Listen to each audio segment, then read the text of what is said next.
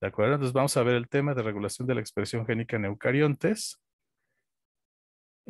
Vamos a procurar tener 2 horas de sesión y el resto vamos a realizar unos ejercicios como siempre lo hacemos.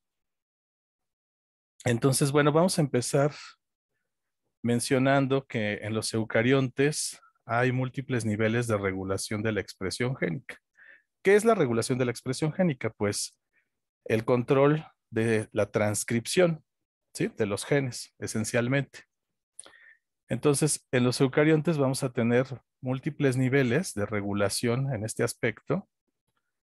El primero de ellos es uno del que ya les habló Horacio, el profesor Horacio, en la introducción del curso, que es la regulación estructural o epigenética. También vamos a tener un segundo nivel, que es la regulación transcripcional. Un tercer nivel, que es la posttranscripcional. Y un cuarto nivel, que es la posttraduccional. ¿Sí? Entonces vamos a tener estos 4 principales niveles en la regulación de la transcripción en los eucariontes. La primera, la estructural epigenética, como ya vieron con el profesor Horacio, tiene que ver con la estructura de la cromatina, en particular con el grado de condensación de la cromatina, porque recuerden que la transcripción solo puede ocurrir si tenemos una cromatina laxa. Si está altamente empaquetada esa cromatina, la transcripción no es posible porque no pueden acceder las proteínas o factores en trans, como también las llamamos en este contexto, que tienen que reconocer, por ejemplo, promotores en los genes y no pueden acceder a esas secuencias si la cromatina está altamente compactada. Entonces, el grado de compactación de la cromatina regulada epigenéticamente va a ser nuestro primer punto de control. El segundo es propiamente el inicio de la transcripción.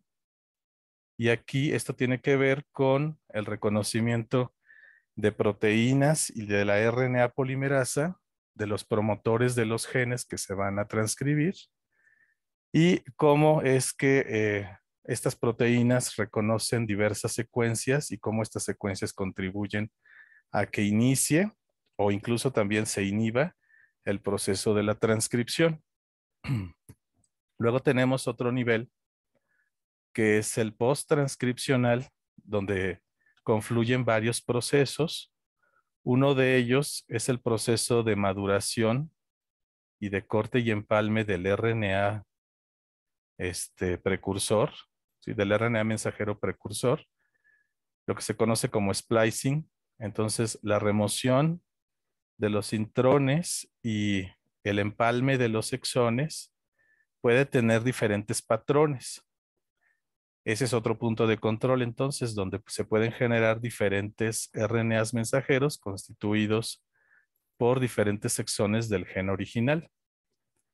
Y otro proceso también que se considera post-transcripcional es el de la estabilidad o vida media del RNA mensajero.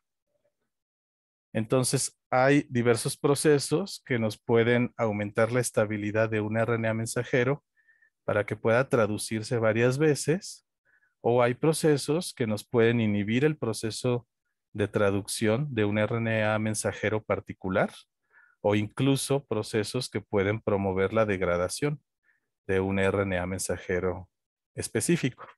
Entonces, todo eso tiene que ver con la vida media del RNA mensajero y es otro punto importante de control post-transcripcional. Y bueno, ya después el RNA mensajero, una vez que maduró y es exportado al citoplasma, allí se va a traducir, ¿no? Y una vez traducido y convertido entonces a proteína, esa información que portaba el RNA mensajero, esta proteína pues es el resultado, ¿no? De la información que teníamos contenida en un gen. Aunque recuerden que también tenemos genes que son o que codifican exclusivamente para RNAs. Bueno, esta proteína, si es el caso de un gen que codifica para proteínas, todavía puede modificarse más. Entonces puede sufrir una serie de cambios químicos que son lo que consideramos como regulación post-traduccional. Y estos cambios químicos, que principalmente son fosforilaciones, pero hay muchos tipos de cambios químicos distintos, pueden también alterar la función de esta proteína. Entonces, en algunos casos incluso se le puede añadir una marca que promueva que se destruya. Y entonces esto, si se destruye esta proteína, ese sería un proceso equivalente a haber silenciado el gen en alguno de los pasos anteriores. O tal vez esta proteína esté inactiva y necesite de la adición de un grupo químico para pasar a su estado activo. Entonces, todas estas modificaciones que tienen las proteínas son lo que consideramos como la regulación de la expresión génica a nivel post-traduccional. Y vamos a ir hablando de cada una de ellas a lo largo de la clase con un poquito más de detalle. Bueno, entonces vamos a retomar un poco de lo que ya vieron con el profesor Horacio en la introducción del curso, porque la epigenética, como ya mencionamos, es el primer punto de control importante para la expresión, para la regulación de la expresión génica. Entonces, como ya lo vieron con el profesor Horacio, la epigenética es el campo que estudia la regulación de la expresión genética a partir del control de la estructura de la cromatina. Podríamos incluir en esta definición que esta regulación ocurre sin modificar la secuencia de nucleótidos del gen que va a ser regulado de esta manera estructural o epigenéticamente. Y la epigenética involucra una serie de procesos como son la metilación del DNA, que también discutieron con el profesor Horacio, la modificación de las histonas, la actividad de RNAs no codificantes, que es lo que significa ncRNA, y estos procesos, a su vez, cómo influyen sobre la remodelación de la cromatina. ¿Sí? Porque, por ejemplo, la metilación del DNA, pues no nos lleva a nada si este proceso de metilación no va acompañado de un cambio en la remodelación de la cromatina. Entonces, estas marcas que se ponen en el DNA o en las histonas o por la actividad de RNAs no codificantes terminan influyendo en el estado de condensación de la cromatina. Si son marcas inhibidoras, la cromatina se va a condensar y eso va a reprimir la expresión génica. Y si son marcas epigenéticas de activación, la cromatina se va a descondensar y eso va a permitir que puedan ocurrir los siguientes procesos en el control de la expresión génica. Entonces aquí tenemos un dibujito donde se muestran los principales estados de compactación de la cromatina. Aquí tenemos el DNA desnudo, pero recuerden que en eucariontes nunca tenemos DNA desnudo. Siempre lo tenemos en esta estructura mínima, que es la cromatina de la fibra de los 11 nanómetros, en donde el DNA se asocia periféricamente a unas proteínas que son las histonas. Y estas histonas se pueden modificar con diversos grupos químicos, que es lo que está aquí representado y que también ya habían discutido con el profesor Horacio. Entonces, dependiendo si son marcas de activación o de represión, nos pueden llevar estas marcas epigenéticas a que una serie de proteínas condensen la cromatina y nos lleven a la estructura del solenoide o incluso en estructuras todavía más compactadas, como estos bucles que tenemos por acá. Y en ese estado, esa cromatina y los genes que contiene, pues van a estar silenciados. Si las marcas epigenéticas son de activación, entonces se va a promover que se mantenga esta estructura más laxa de la cromatina, o sea, hacia la formación de la fibra de 11 nanómetros, donde puede ser leídas las secuencias de los promotores y de otro tipo de secuencias en el DNA. ¿De acuerdo? Bueno, entonces aquí está también algo muy semejante. Ya hemos hablado de esto. Entonces recuerden que esta es la estructura de la cromatina en donde puede ocurrir la transcripción, ¿sí? Donde puede ocurrir la expresión génica, que es la fibra de 11 nanómetros. Y en estados más compactos, como el solenoide o fibra de 30 nanómetros, ya es mucho más difícil que pueda ocurrir los procesos de transcripción. Y ni se diga en en el máximo grado de compactación de la cromatina, que es el cromosoma metafásico, ¿no? Ahí es imposible que pueda ocurrir transcripción. ¿Qué pasó, Andrés? Perdón, si puedes repetir otra vez, ¿a qué, digamos, nivel de compactación es cuando ya se puede decir que hay una, eh, ah, Silenciamiento. perdón? Silenciamiento. Sí, sí, o más bien que se impida ya la La transcripción. transcripción. Sí, desde el Sí. solenoide. Desde la Ah, fibra desde del ahí. solenoide, sí, ahí ya no se puede leer la cromatina. Ok. Porque fíjense cómo los nucleosomas, que es nuestro octámero de histonas asociado al DNA, terminan escondiendo algunas secuencias, ¿no? O sea, aquí ya tenemos los nucleosomas, cada vuelta tiene aproximadamente 8 nucleosomas.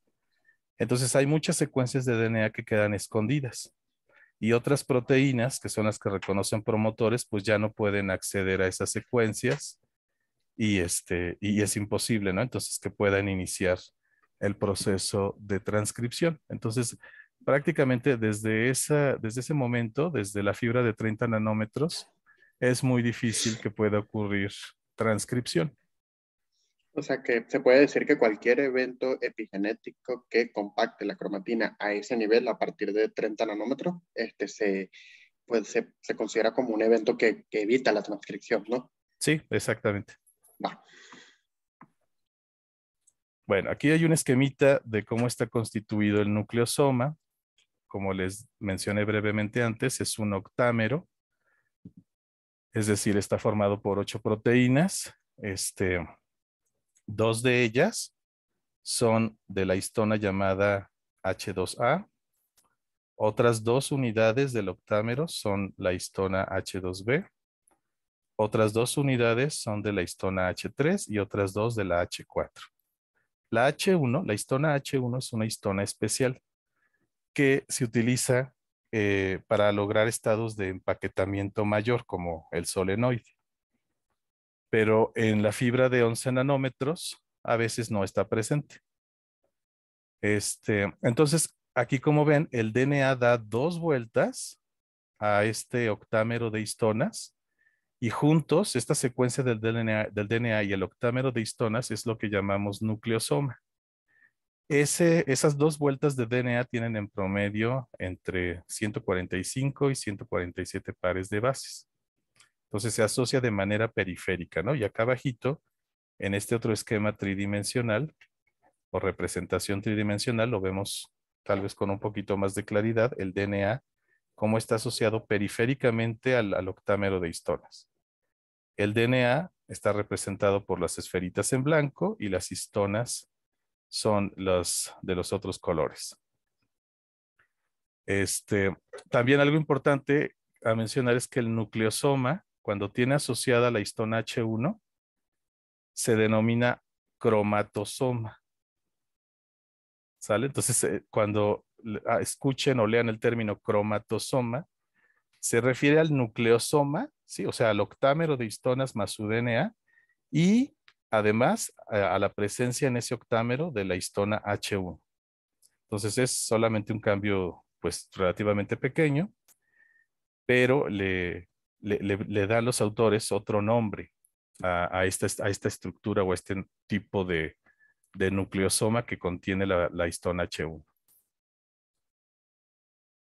Bueno, entonces aquí vamos a retomar un poco de lo que ya habían visto con el profesor Horacio. Las principales marcas epigenéticas, sí, como habíamos dicho, son de 3 tipos, ¿no? Los procesos que van a dejar marcas epigenéticas. Uno es la modificación del DNA y particularmente la metilación del DNA. Pues va a ser un cambio químico que ocurra en el DNA. El segundo va a ser la modificación de histonas. Aquí dice acetilación, pero pueden tener varios otros tipos de cambios químicos, además de las acetilaciones. Y el tercero es el efecto de de RNAs no codificantes que vamos a mencionar más adelante. Bueno, la metilación del DNA también, como lo vieron con el profesor Horacio, no ocurre en cualquier parte de la secuencia del DNA, sino que se va a dar específicamente en lo que se denominan islas CG. Entonces, las enzimas que llevan a cabo este proceso de metilación se denominan DNMTs, que son DNA metiltransferasas, y van a reconocer estas secuencias de una citosina y una guanina asociadas de manera contigua. Donde lleguen a reconocer estas secuencias y donde sean reclutadas por otras enzimas, porque estas DNA metiltransferasas, pues no metilan al azar el DNA, sino que tienen que ser reclutadas por otras proteínas que les indican en qué partes de la cromatina deben empezar a dejar estas marcas. Entonces aquí tenemos la estructura de la citosina y la actividad de estas DNA metiltransferasas le añade este grupo metilo en esta posición. También hay una serie de DNA desmetilasas, ¿no? Aquí dice mecanismo desconocido, pero ya se han caracterizado o empezado a caracterizar a unas enzimas que tienen la actividad de DNA desmetilasas y pueden revertir este cambio químico. También reclutadas por otras proteínas, ¿no? Recuerden que esto está finamente controlado y no ocurre de manera azarosa. Tienen que estar reclutadas por otras proteínas que a su vez esas proteínas reconocen secuencias en el DNA, se asocian a ellas y una vez asociadas pueden reclutar a las DNA metiltransferasas para generar este tipo de marcas. Y esta marca en el DNA, aquí tenemos en este esquemita un pequeño fragmento de DNA donde tenemos este tipo de metilaciones en las citosinas. Esta es una marca típicamente represora de la transcripción, ¿sí? Es decir, es una marca que puede ser reconocida por otras proteínas que denominamos proteínas remodeladoras del DNA o de la cromatina, y estas proteínas van a promover que se compacte la cromatina donde se presenten estas metilaciones en el DNA. Pero la historia no es tan sencilla, ¿no? Porque además de los grupos metilio en el DNA, también va a influir mucho las modificaciones que tengan las histonas en donde esté este DNA o al que esté este DNA asociado. Entonces, va a ser una cuestión de conjuntos de marcas las que van a determinar al final si la cromatina se va a mantener relajada o si se va a compactar. ¿De acuerdo? Ahora, el siguiente tipo de cambios químicos, como mencionamos, van a ocurrir en las histonas. Uno de las modificaciones más frecuentes en las histonas son las acetilaciones. Las acetilaciones frecuentemente ocurren en residuos de lisina de las histonas, ¿no? Entonces, vean, aquí tenemos un residuo de lisina. La lisina tiene este grupo R con un grupo amino terminal. Y en este grupo amino es donde se pueden añadir grupos acetilo. Las enzimas que llevan a cabo estas acetilaciones en las histonas se denominan HATs de histonas acetilasas. ¿Sí? Entonces utilizan acetilcoenzima A como precursor o como donador del grupo acetilo y le añaden la marca. Estas acetilaciones, cuando ocurren aquí en los residuos de lisina, pueden ocurrir hasta 3, o sea, pueden ocurrir hasta 3 acetilaciones, o también pueden ocurrir metilaciones de 1, de 2 o de 3 grupos metilo. Las enzimas que llevan a cabo la reacción inversa, o sea, que retiran estos grupos acetilos, se llaman HDACs, que viene de histona desacetilasa o deacetilasa. Y estas marcas, las acetilaciones en las histonas, son típicamente marcas de activación de la transcripción. Entonces, por ejemplo, si un conjunto de DNA tiene una serie de marcas epigenéticas y unas de ellas son grupos metilos en el DNA, pero otras son acetilaciones, Aquí depende mucho del contexto, o sea, de qué tipo celular se trate y además en dónde estén específicamente añadidos estos grupos acetilo. En esas condiciones, muchas veces los grupos acetilo terminan dominando sobre los grupos metilo y de hecho estos grupos acetilo en las histonas pueden reclutar a las DNA desmetilasas y entonces le retiran, ¿no?, los grupos metilo al DNA. Pero también se ha visto que en otros tipos celulares, en otras regiones del genoma, los grupos metilo, sobre todo si están acompañados de otras marcas epigenéticas en las histonas que ahorita vamos a comentar, pueden promover lo inverso. Pueden promover que se remuevan los grupos acetilo de las histonas y que la cromatina se compacte. ¿Sí? Pero bueno, en términos muy generales, podemos decir que las metilaciones en el DNA son una marca típica de la cromatina compacta, como se representa en este esquema a la izquierda, y las acetilaciones en las histonas son típicamente una marca de la cromatina laxa. Ven, aquí tenemos justamente la representación, ¿no?, de la fibra de 11 nanómetros y las histonas acetiladas. Ahora, otras marcas, bueno, antes de ello, ¿por qué las acetilaciones pueden permitir la relajación o la descondensación de la cromatina? Estos cambios químicos en las histonas no ocurren en cualquier región. Las histonas hacia su región aminoterminal tienen unas colitas o una secuencia con movimiento relativamente libre. Estas colitas, si son ricas en lisina, la lisina, recuerden, tiene este grupo R con una carga positiva en ese grupo amino. Y acuérdense que el DNA tiene carga negativa, ¿no? Entonces, si no están acetiladas las colitas de las histonas, estas se pueden asociar estrechamente con la molécula de DNA que está periféricamente asociada al octámero de histonas. ¿Sí? Se asocian con mayor intensidad por esta atracción electrostática. Pero si en estas colitas las histonas son acetiladas y se van eliminando estos grupos con carga positiva, esto permite que las colitas del grupo, perdón, del extremo amino terminal de la histona no se asocien tan estrechamente, ¿no? O sea, se muevan con un poco mayor, con mayor libertad, y eso también permite que la fibra de DNA que está asociada alrededor de las histonas, pues se pueda deslizar o se pueda mover con un poco más de libertad. Entonces, a nivel químico, esta es una de las explicaciones de por qué las acetilaciones permiten principalmente el estado más relajado de la cromatina, pero tampoco es tan sencillo. Hay toda una serie de proteínas que nos van a reconocer estas y otras marcas y que globalmente pueden llevarnos a la condensación o a la descondensación de la cromatina. Aquí tenemos mencionadas otros cambios químicos que sufren, bueno, que pueden sufrir las histonas y lo que se denomina la nomenclatura de Bruno.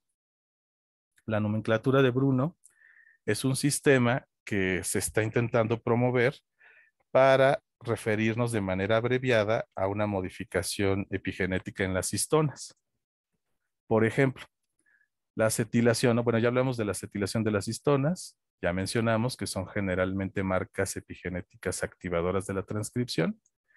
Y por ejemplo, aquí tenemos una de las posibles acetilaciones que pueden tener las histonas, que es la acetilación en el residuo de lisina 16 de la histona 4. Esta marca epigenética se abrevia con la nomenclatura de Bruno de esta manera. Primero se menciona qué histona es. Recuerden que tenemos la H2A, la H2B, la H3 y la H4. Entonces, en este caso es la histona 4. Es lo primero con lo que empezamos, ¿no? De lo más general a lo más particular. Entonces ponemos H4 para referirnos al tipo de histona. Luego vamos a poner el residuo de aminoácido que se está modificando. En este caso es la lisina 16. Lisina se abrevia con K en la nomenclatura de una letra. Entonces pondríamos K16 Y después se menciona el tipo de modificación. En este caso es una acetilación, entonces se pone AC. ¿Sí? Y con esta nomenclatura, ¿sí?, de esta manera abreviada, podemos nosotros referirnos a una marca epigenética particular. ¿Sale? H4K16 Profe, AC. ¿qué era la Dime, K16? ¿El aminoácido que qué? es la lisina que se Ah, ok, va ok. a acetilar. Ok, gracias. Sí, muy bien. Porque K, bueno, no se lo tienen que saber de memoria, pero la K representa a la lisina en la nomenclatura de aminoácidos de una letra. Bueno, Ok. sí, otro tipo de cambio químico que pueden presentar las histonas son las metilaciones. En estas la historia ya no es tan sencilla porque hay marcas de metilación en las histonas. Esto no es metilación de DNA, ¿sale? No vayan a confundir. Entonces, una cosa es la metilación del DNA, de la que ya hablamos, que es principalmente represora, pero también las histonas pueden metilarse. Y aquí la historia es más compleja porque hay marcas de metilación que pueden ser represoras y otras que pueden ser activadoras. Entonces, aquí hay unos ejemplos, ¿no? La trimetilación, también las metilaciones, al igual que las acetilaciones, pueden ser de 1, de 2 o de 3. En el caso particular de una trimetilación en el residuo de lisina 4 de la histona 3, ¿sí?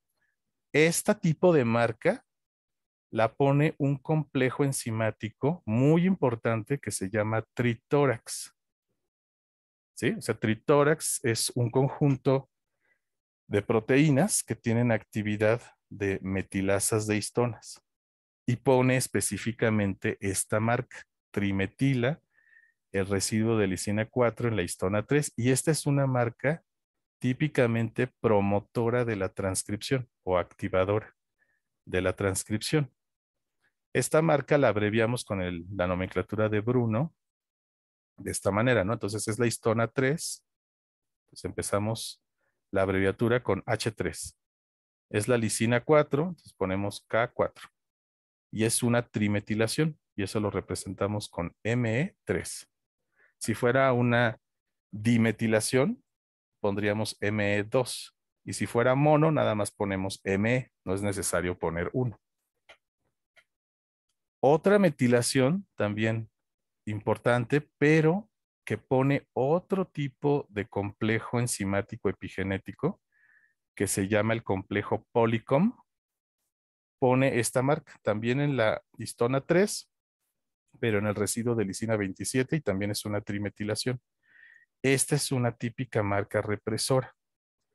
Y de hecho, durante muchos años y todavía se sigue considerando que el complejo enzimático tritórax es un complejo epigenético activador y el complejo enzimático Polycom es un complejo epigenético represor.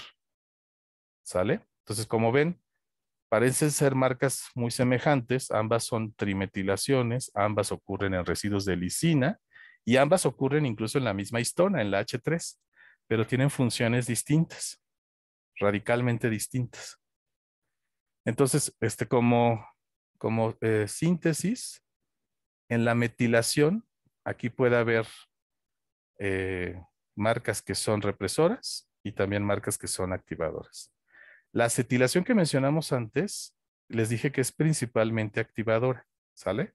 Pero sí hay algunas cuantas marcas de acetilación que se ha visto que tienen funciones represoras, entonces tampoco es una regla general de que todas las acetilaciones son activadoras, ¿de acuerdo? Pero es la generalidad. Luego, otras marcas que pueden tener son las fosforilaciones, solo que estas ocurren en residuos de serina o de treonina. Y al igual que las acetilaciones, las fosforilaciones en las histonas son generalmente marcas activadoras, pero también hay sus excepciones. Y una cuarta marca es la ubiquitinación. Estas son generalmente represoras, pero de nuevo, ¿no? Hay sus excepciones en donde se han encontrado marcas, perdón, de ubiquitinación que pueden ser activadoras. Entonces aquí nada más les puse las 4 marcas químicas más frecuentes en las histonas, pero se conocen alrededor de 16. Hay también sumoilaciones, oxidaciones, hidroxilaciones, etcétera, ¿no? Hay muchos otros cambios que pueden sufrir las histonas, pero son menos frecuentes y también están un poco menos entendidos. ¿De acuerdo? Entonces, bueno, aquí abajito tenemos representado cómo va ocurriendo una trimetilación. Aquí tenemos un residuo de lisina. Ven, aquí está su grupo amino de la parte radical del aminoácido. Y aquí tenemos la enzima que añade estos grupos metil, ¿no? Es una metilasa, una lisin metilasa, no, esperen, ¿cómo se llama? Lisin metiltransferasas, es lo que significa KMT. Entonces, las lisin metiltransferasas van añadiendo estos grupos metilo, utilizando el precursor adometilo, y los van añadiendo secuencialmente en estos residuos de lisina. También tenemos enzimas que realizan la función inversa, ¿sí? Van retirando estos grupos metilo y esas enzimas se llaman lisin demetilasas. ¿De acuerdo? Bueno. Entonces, tenemos toda una serie de marcas epigenéticas con diversas funciones, como ya comentamos, ¿no? Algunas son activadoras, otras son represoras. Y entonces, durante mucho tiempo, esto ya tiene más de 10 años, se ha estado buscando lo que en un principio se denominó la hipótesis del código de histonas.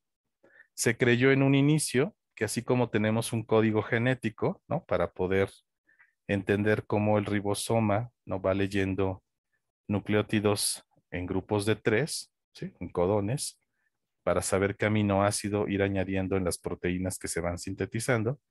Se creyó que probablemente ocurría algo semejante con la regulación epigenética, que había un conjunto de marcas y la combinación de esas marcas tenían un significado de represión o de activación, ¿no? Es decir, ustedes en un segmento de DNA, ¿no? Como aquí se representa, podían tener metilaciones en el DNA y una serie de cambios químicos en las histonas. Entonces se creía que conociendo cuáles son estas combinaciones de marcas, uno podría diseñar un código en donde dijera, tales conjuntos de marcas nos llevan a la activación y tal conjunto de otras nos llevan a la represión. Sin embargo, todavía no se ha demostrado que algo así exista. Se sigue trabajando en ello, pero o esto es muy complejo o de plano no existe un código de histonas. Y quizás lo que ocurra es que sea la abundancia relativa de marcas de represión contra marcas de activación la que determine si la cromatina se condensa o se mantiene laxa. O sea, todavía no lo sabemos, pero hay todavía varios grupos de investigación trabajando en la hipótesis del código de histonas. Quizás algún día nos den una sorpresa y digan, miren, finalmente ya conocemos qué combinaciones de marcas nos dan específicamente el significado de activación y cuáles otras nos dan el significado de represión. A ver, ¿quién levantó la mano? Denme un segundo. ¿Dónde veo eso? Fui yo. Sí, ¿qué pasa, Andrés?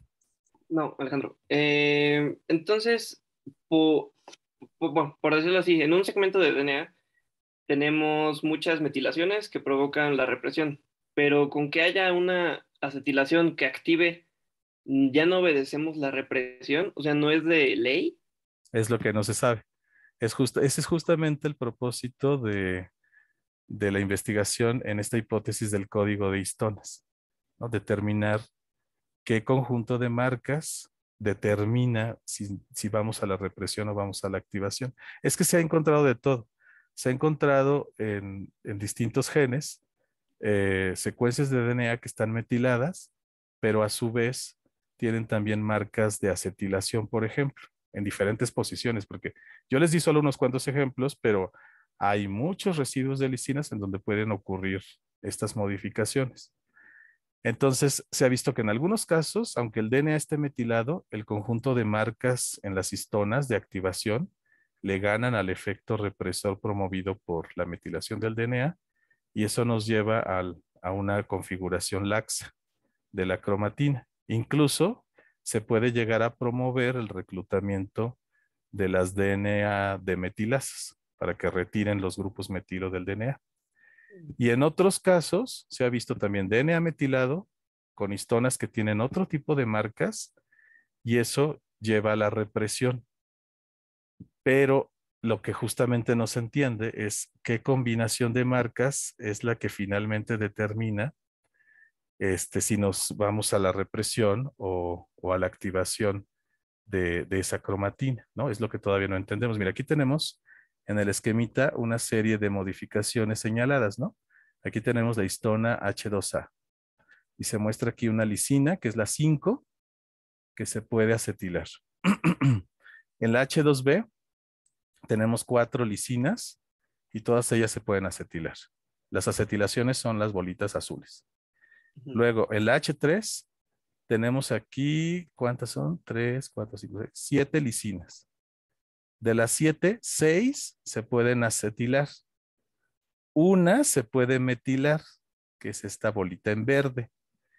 Y 2 tienen también metilaciones. Las metilaciones en verde son activadoras y las metilaciones en rojo se ha visto que son represoras. Y luego tienes también la histona H4 y aquí tienes otras 5 lisinas. 4 de ellas se pueden acetilar y una se puede metilar.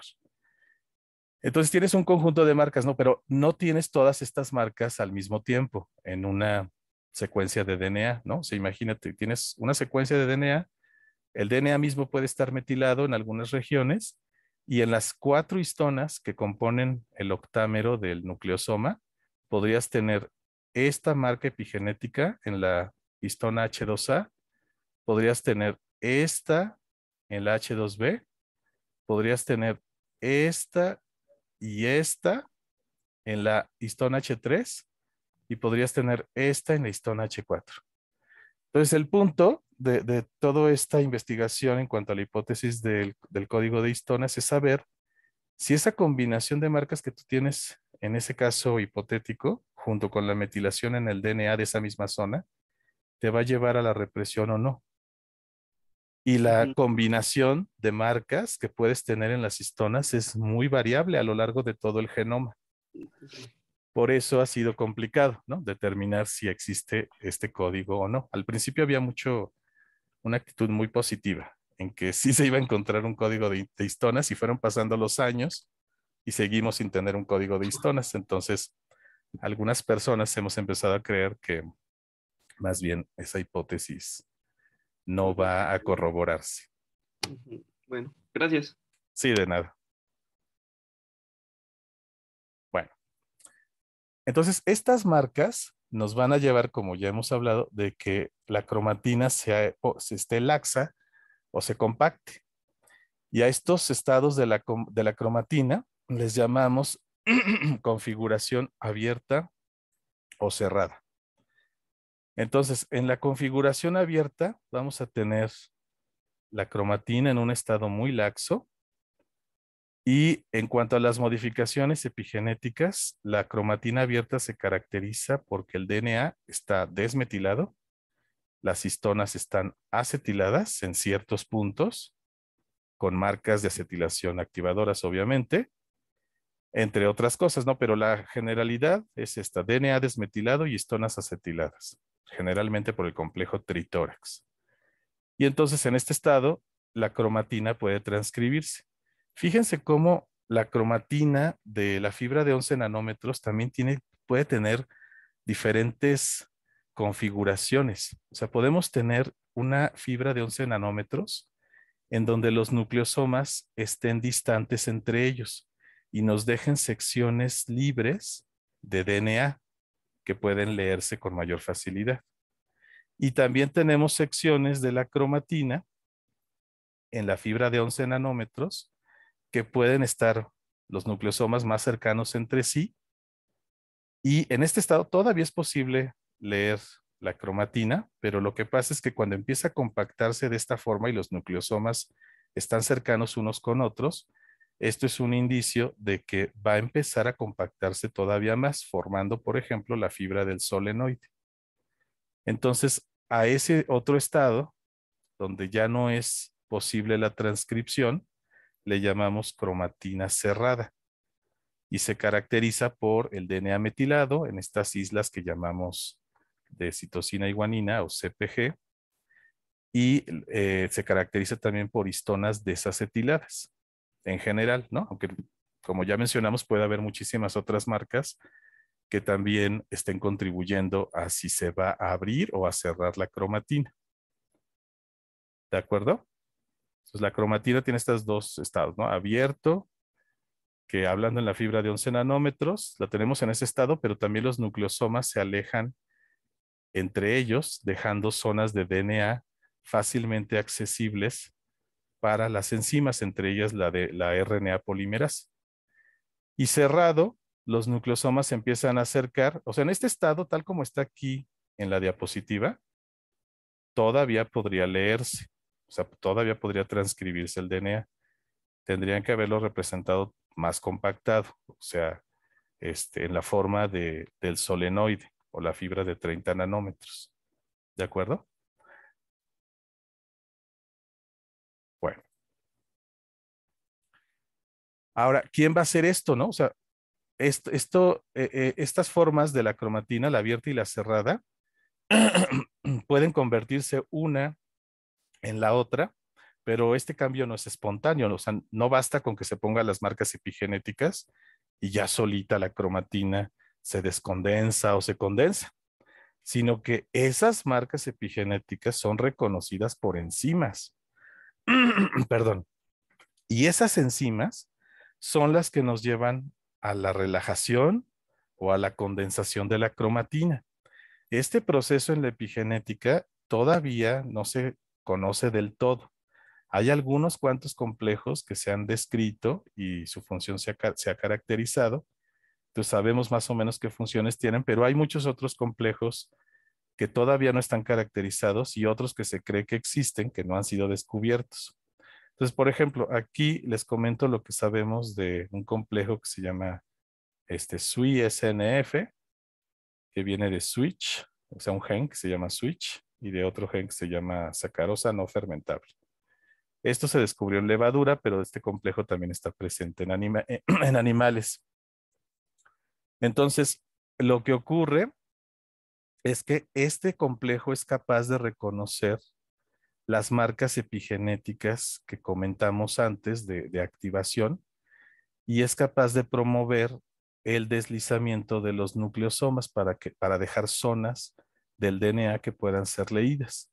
Esto puede ocurrir de diversas maneras. Entonces, por ejemplo, este complejo y otros que todavía no están tan bien caracterizados puede alterar el contacto del DNA y de las histonas. Entonces, son complejos que necesitan ATP para realizar su función. Entonces, ese complejo SWI-SNF reconoce esas marcas de activación de la transcripción. ¿Cuáles son? Las dos más generales que mencionamos son que el DNA no esté metilado y que las histonas estén acetiladas, ¿no? Entonces, si hay esas marcas, este complejo switch las reconoce y utilizando ATP puede promover el distanciamiento de los nucleosomas entre sí, o sea, se deslizan los nucleosomas en la hebra de DNA y pueden dejar zonas de DNA expuestas para que sean más fácilmente leídas por la RNA polimerasa y otras proteínas.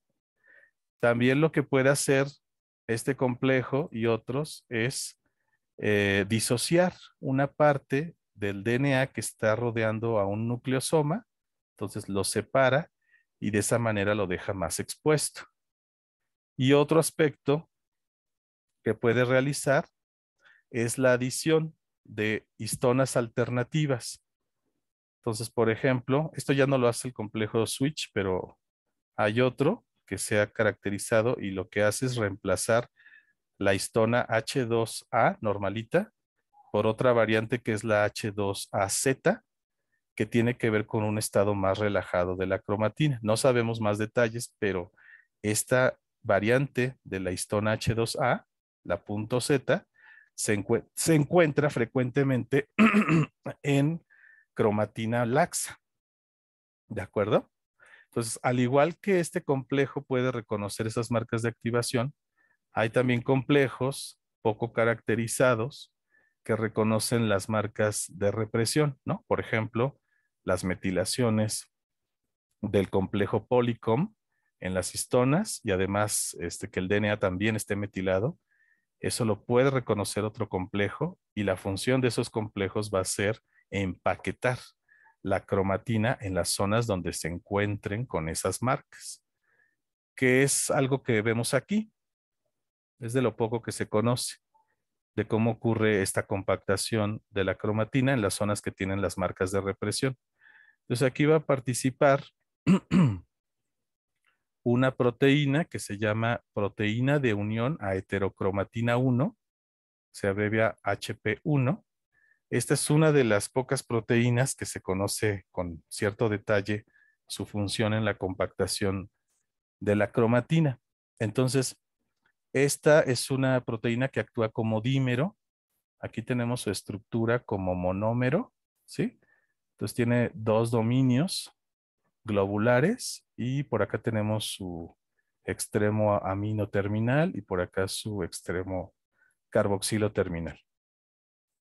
Estas dos unidades de esta proteína se pueden dimerizar a través de este dominio CSD y después esta proteína se puede reclutar a zonas de la cromatina que estén marcadas con estas marcas químicas de represión, como la metilación del DNA o la trimetilación de las histonas por el complejo Polycom.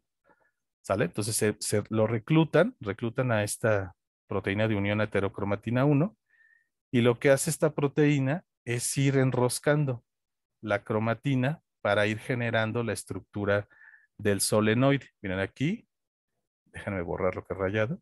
En esta parte de la diapositiva, aquí, estamos viendo dos nucleosomas, un DNA que une estos nucleosomas, que a veces se le denomina DNA linker o DNA enlace. Y aquí tenemos esta bolita que representa la proteína de unión a heterocromatina 1. Entonces, lo que hace esta proteína es ir acercando los nucleosomas entre ellos y participar en su pliegue para ir transitando a la forma del solenoide, de la cromatina. Acá también tenemos un poquito representada su función en la parte de abajo. ¿Sí? Entonces esta proteína de una heterocromatina va reconociendo marcas. Vean, aquí justamente se señala una marca de represión. Aquí. En la histona, reconoce esta marca trimetilación en la lisina 9 de la histona 3. Esa marca es de represión. Entonces, la proteína de unión a heterocromatina reconoce esa marca en la colita de la histona y eso es lo que promueve su unión al nucleosoma y el reclutamiento de otro nucleosoma aledaño, de tal manera que va generando un andamiaje que nos va acercando nucleosomas entre sí, ¿no? Que son estas bolitas grises representadas abajo. Entonces, las marcas no por sí mismas, ya automáticamente la cromatina se relaja o se compacta, sino que esas marcas son reconocidas por toda una maquinaria enzimática que puede relajarla por los mecanismos que comentamos en la diapositiva anterior, ¿sí? De deslizamiento. Incluso hay un complejo que puede liberar al DNA de un nucleosoma, o sea, escinde el octámero de histonas y deja ese DNA libre. Y las marcas de represión pueden hacer cosas como esta, reclutar o ser reconocidas por la proteína de unión a heterocromatina y junto con muchas otras proteínas que seguramente vamos a ir caracterizando en el futuro, participar en esta compactación gradual de la cromatina. ¿Sale? ¿Alguna pregunta hasta aquí? Creo que no. Yo no. Entonces No. todavía hay un campo muy amplio o sea, la epigenética ya no es tan nueva, o sea, todavía nos la vende como un área muy novedosa de la genética. Antes que nada, la epigenética es una parte de la genética que estudia específicamente la regulación de la expresión génica con base en estos cambios en la estructura de la cromatina. Entonces, en esta área, en la epigenética, pues todavía, ya no está nueva, pero todavía hay un campo muy grande porque se sigue investigando en esto del código de histonas. Hay algunas marcas epigenéticas que todavía no se entiende bien si participan en la represión o en la activación de los genes. Y en lo que menos conocemos es en toda esta maquinaria que reconoce las marcas epigenéticas, ¿no? Conocemos muy poquitos complejos que reconocen esas marcas y que promueven la relajación de la cromatina o la compactación. Entonces, en eso hay un campo muy, muy, muy grande y muy importante, ¿no? Para poder terminar de entender el efecto de esas marcas epigenéticas, ¿no? Que es de lo que más se habla en la actualidad porque fue lo primero en descubrirse y pues es de lo que hay más información en este campo. Bueno, vamos a ver un ejemplo Profesor, sencillito. Dime, sí.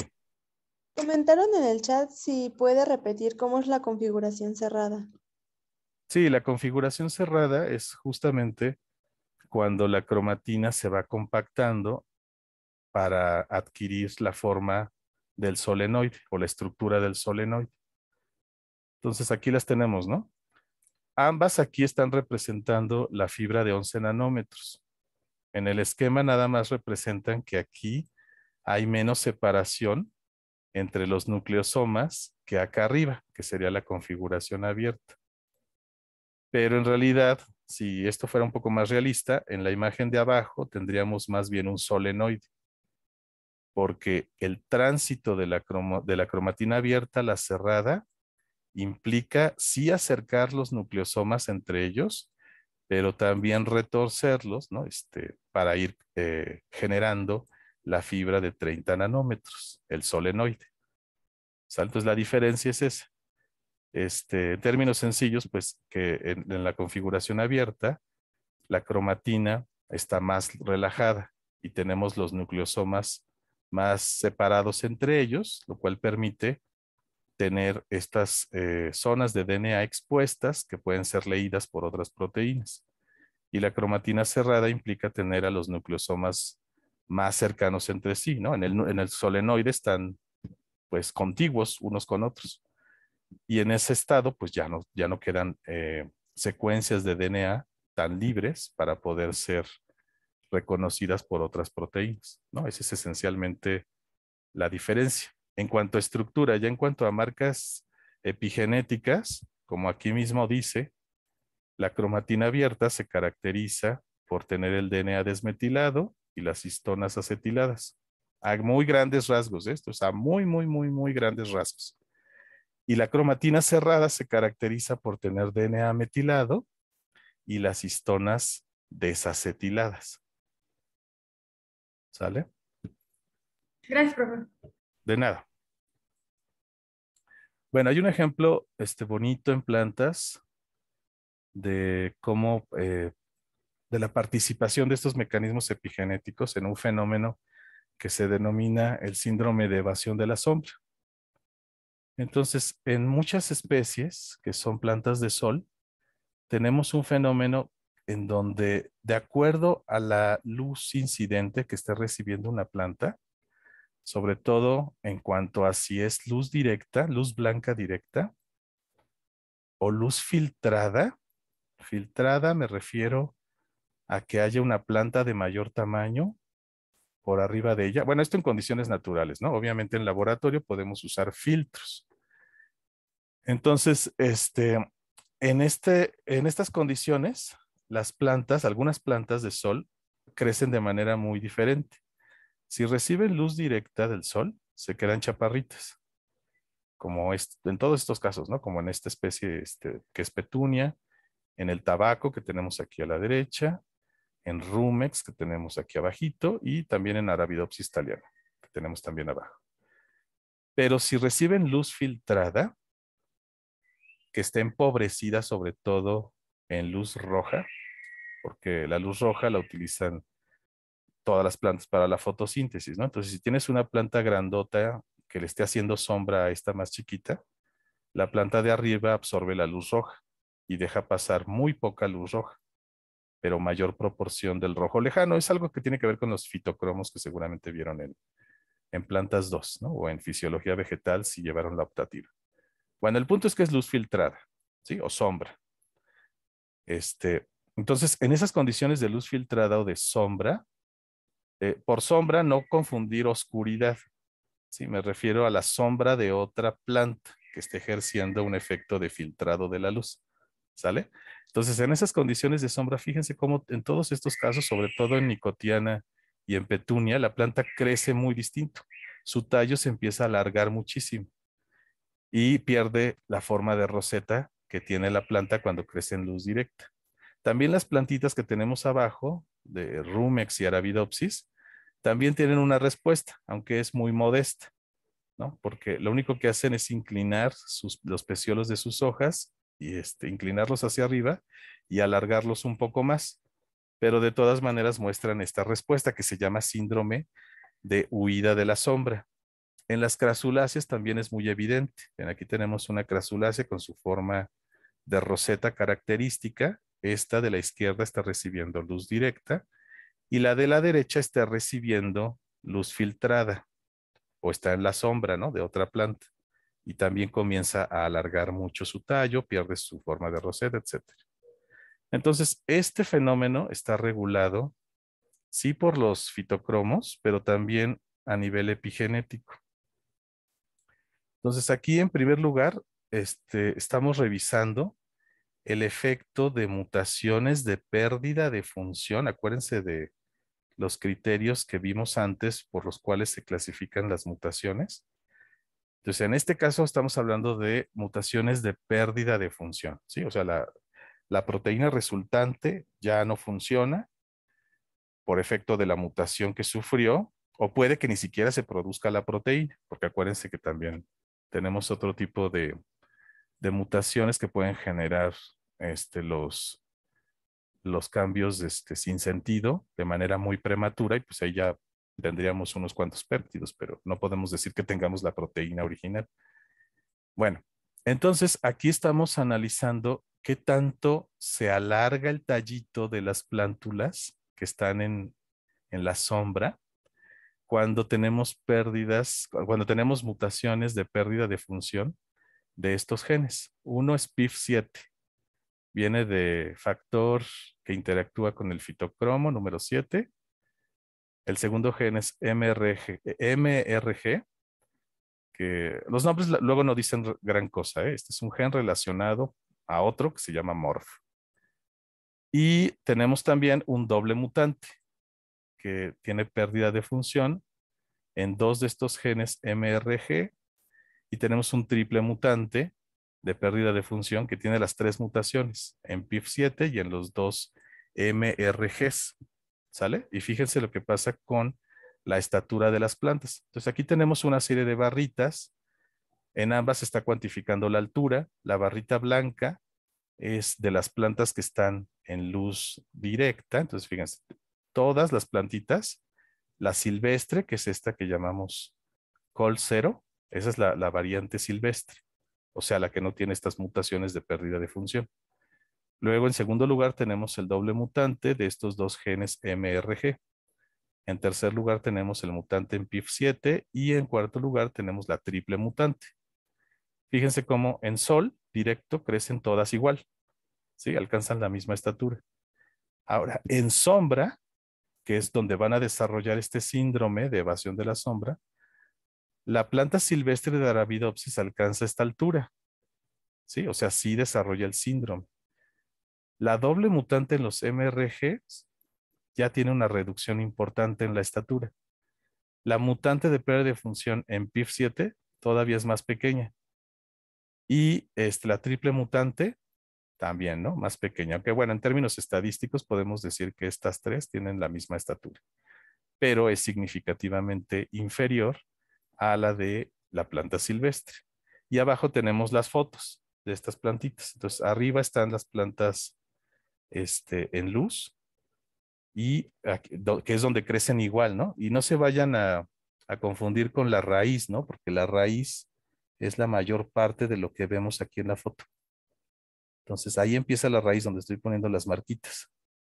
Entonces, si se fijan, el tallito de la planta, pues es más o menos semejante en todas estas líneas genéticas, ¿no? Son más o menos de la misma estatura como lo tenemos representado en la gráfica de arriba en las barras claras.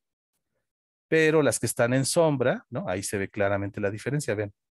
Aquí se ve claramente las silvestres como son más altitas que las otras plantas mutantes. Entonces, bueno, a ver, esta es una evidencia para que les explique el ejemplo, ¿no? Entonces tenemos estos genes que están involucrados en el síndrome de evasión de la sombra y tienen esos efectos a nivel fenotípico. Entonces también son mutaciones hacia adelante, ¿se acuerdan? Porque nos están cambiando el fenotipo original, ¿no? ¿Cuál es el fenotipo original? Que la planta se alargue en la sombra, o sea que desarrolle el síndrome de evasión de la sombra. Y luego estas ya no se alargan en la sombra o no se alargan tanto. Entonces es una mutación hacia adelante, nos está cambiando el fenotipo en esas condiciones particulares. Y también son mutaciones de pérdida de función, porque después se analizó que la proteína no era funcional. Bueno, ahora les quiero mostrar otra cosa antes de conjuntar toda esta información. ¿A qué se debe el cambio en tamaño? Hay una hormona en las plantas que es el ácido indolacético, o IAA, que es de la familia de las auxinas, que promueve el crecimiento.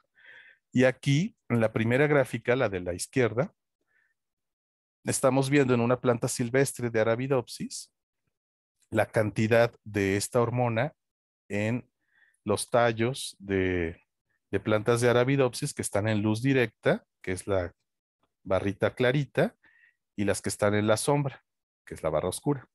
Entonces, hay mayor cantidad de esta hormona en la plantita que está en la oscuridad. Entonces, eso nos explica en parte por qué crece más. Y en la gráfica de la derecha estamos viendo la tasa de síntesis de esta hormona. Entonces, de igual manera, la planta que está en luz directa sintetiza esta cantidad de ácido indolacético y la que está en sombra sintetiza casi el doble. ¿Sí? Bueno, tiene una velocidad de síntesis de casi el doble. ¿De acuerdo? Bueno, entonces todo esto, y bueno, muchas otras evidencias como estas, ¿no? Se conjugan en un modelo que ahorita les voy a mostrar. Entonces, fíjense, aquí ahora estamos viendo a un gen que es responsable o en parte es responsable de la síntesis de la hormona del crecimiento. El gen se llama YUCA8. Y aquí lo que estamos viendo es el grado de acetilación de este gen en respuesta a la sombra, ¿sí? En las histonas H3 y H4. O sea, este gen, ¿no? YUCA8 tiene su secuencia, pero obviamente el gen no está desnudo, ¿no? Está asociado con sus histonas. Y aquí lo que se está analizando es el grado de acetilación de sus histonas 3 y 4, que están justamente asociadas con la secuencia del gen, ¿sí? De YUCA, en respuesta a la sombra. Y entonces lo que se ve aquí es muy claro, fíjense. Aquí de nuevo tenemos barritas claras y oscuras, ¿no? Las oscuras son de plantas que estuvieron en la sombra y las claritas son de plantas que estuvieron en luz directa. Y el tamaño de la barrita nos indica el grado de acetilación en estas dos histonas. ¿Sí? Aquí, por ejemplo, específicamente es la acetilación en la lisina 5 de la histona 4. ¿Sí? Aquí dice. ¿Sale? Y fíjense cómo en algunas partes tenemos un incremento notable del grado de acetilación o de la presencia de esta marca, por decirlo de otra forma, como aquí. ¿Sí? O sea, en esas partes tenemos un mayor grado de acetilación en esta histona cuando las plantas están en la sombra. Aquí se analiza otra acetilación, la de la lisina 9 en la histona H3 y pasa lo mismo. De hecho, aquí en esta gráfica en C, la diferencia es clarísima, ¿no? La diferencia es tremenda entre la condición de sol y la de sombra. Y bueno, y en las otras, la diferencia puede que no sea tan clara, pero todavía hay una diferencia, ¿no? Sobre todo aquí en la gráfica E, es la acetilación en la lisina 27 de la histona H3 y también hay una diferencia importante. Bueno, entonces, ¿cómo se conjuga todo esto? Con estas evidencias y otras, porque si les muestro todas, pues nunca terminaríamos la clase, ¿no? Se ha postulado este modelito que aquí está simplificado, en donde la sombra, ¿sí? O sea, que una plantita de Arabidopsis, y seguramente ocurre también en muchas otras que tienen el mismo síndrome de evasión de la sombra, cuando son expuestas a la sombra, lo que ocurre es que se activa la proteína PIF7. PIF7 es una proteína que puede reconocer secuencias reguladoras, en este caso es una secuencia que se llama caja G, que están cercanas al gen de yuca8, pero no solo de yuca8, sino también de otros genes importantes en la síntesis de la hormona del crecimiento. ¿Sale? Entonces, la sombra promueve que PIF7 se active, vaya al núcleo y se pegue en secuencias reguladoras cercanas a estos genes que tienen que ver con la síntesis del ácido indolacético, la hormona del crecimiento, como yuca8. Ahora, ¿y eso para qué sirve? Bueno, PIF7, una vez que se pega cerca del gen de yuca8, va a reclutar a MRG, a la proteína codificada también por los genes MRG. Esta proteína reconoce marcas, marcas epigenéticas.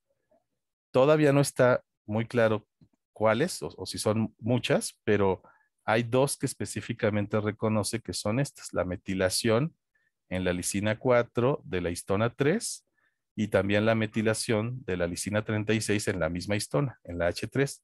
Estas marcas son marcas de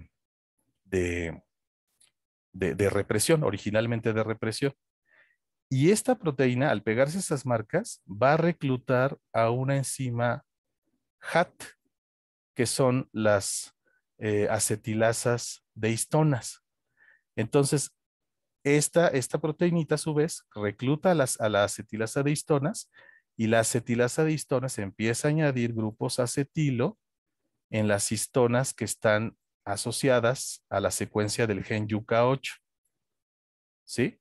Y entonces, ¿qué va a ocurrir? Estas acetilaciones después van a ser reconocidas por los complejos que les comenté, que reconocen estas secuencias activadoras de la transcripción y van a relajar la cromatina, ¿sí? La van a distender la cromatina en esta zona, permitiendo entonces que el gen yuca8 se active, codifique a su enzima, ¿no? Produzca su enzima que participa en la síntesis de la hormona del crecimiento y entonces la planta se pueda empezar a alargar cuando está en la sombra.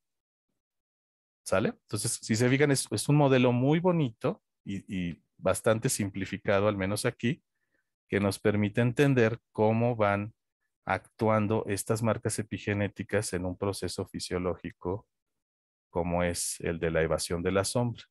Sí, entonces, a ver, ¿les quedó claro o hay alguna parte que les gustaría que les repitiera? Yo estoy bien, creo. Muy Sí, bien, profe, todo bien. ¿sí? Entonces, fíjense, o sea, rápidamente lo resumo. Es muy bonito porque entonces la sombra, y esto tiene que ver con la función de los fitocromos, pero ya no metí aquí los fitocromos porque si no es un cuento pues de nunca acabar, ¿no? Pero el punto es que la sombra a través de los fitocromos activa PIF7.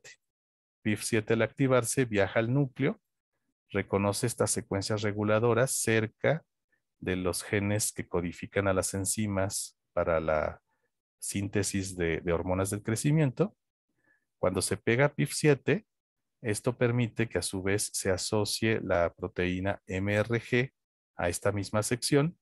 Ella reconoce marcas que estaban previamente, marcas epigenéticas que estaban previamente en esta sección de cromatina y a su vez recluta a la HAT, a la acetilasa de histonas. Y esta es la que va poniendo grupos acetilo en histonas que estén cercanas a las dos proteínas anteriores. Y después ocurre lo que todavía no conocemos con tanto detalle en epigenética, ¿no? Que es el reconocimiento de esos grupos acetilo por complejos que nos van a promover el relajamiento de la cromatina en esa zona. Y ya relajada, yuca 8 y otros genes relacionados se pueden transcribir, sintetizar la hormona del crecimiento y la planta ya se puede alargar, ¿no? Entonces está bien padre este ejemplo.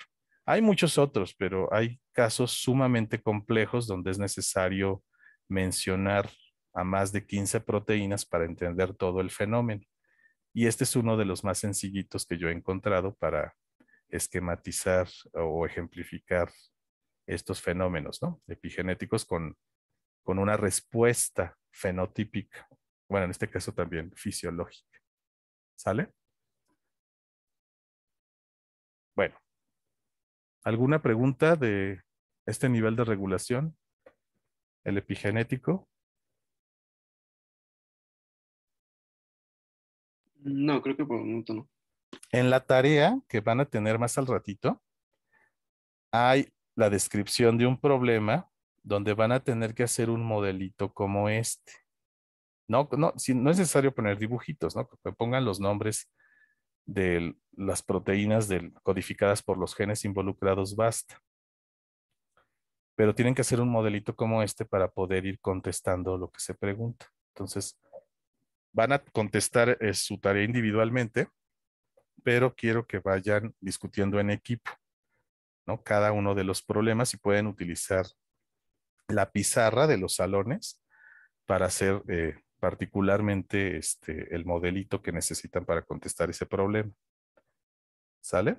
Bueno, no sé si enlacé esto, porque eran entonces enanas las mutantes, ¿no? Eso nos faltó mencionar también eso. Todas las mutantes de pérdida de función eran enanas, ¿no? Pues ¿por qué?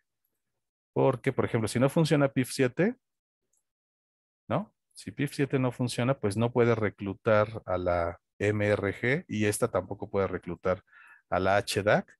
Y entonces las marcas de acetilación en las histonas no se pueden generar. Y yuca 8 se mantiene con sus marcas represoras. Y entonces no se transcribe, no se sintetiza la hormona del crecimiento y por eso la planta es más enana. Y la otra mutante, las de los genes MRG, pues lo mismo, ¿no? Aunque PIF7 esté funcionando, si MRG no funciona, no se puede dar este enlace y reclutamiento con la acetilasa de histonas. Entonces tampoco hay la adición de los acetilos en las histonas y de nuevo el gen yuca 8 y los demás se mantienen apagados. Y en la triple mutante, pues con mayor razón, ¿no? Porque no funciona nada. ¿Sale? No podrían tener un mutante de la HDAC porque generalmente las mutaciones en las HDAC son letales. Es decir, un organismo no puede sobrevivir si no tiene enzimas que puedan añadir estas marcas epigenéticas, ¿no? Porque son cruciales para muchos fenómenos de la fisiología y la diferenciación de un organismo.